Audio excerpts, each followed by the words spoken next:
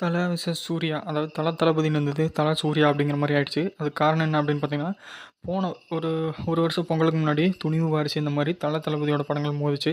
சரியான ரெஸ்பான்ஸ் கிடைச்சது. இத தொடர்ந்து பார்த்தீங்கன்னா, இப்போ தல விசஸ் சூர்யா 44. ஆமாங்க. சூர்யாவோட 44வது படத்த பார்த்தீங்கன்னா, கார்த்தி சுப்புராஜ் டைரக்ஷன் பண்றாரு. அண்ட் இவரோட படம் ஒரு சுவாரஸ்யமாவும், ஒரு டிஃப்ரெண்ட்டான ஒரு யூனிக்காவும் இருக்கு.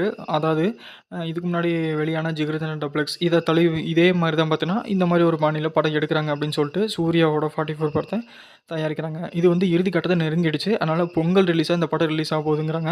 இதுக்கு முன்னாடியே குட் பேட் அக்லி இந்த படமும் கன்ஃபார்ம் ஆயிடுச்சு.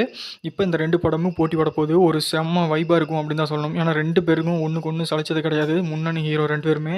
ஸோ அதனால ஒரு வேற லெவலா இருக்கும் அப்படின்னு சொல்லிட்டு நம்மளும் நம்புறோம். அண்ட் பொங்கலுக்கு டபுள் ட்ரீட் இருக்குது அப்படின்னு சொல்லவே தேவையில்ல.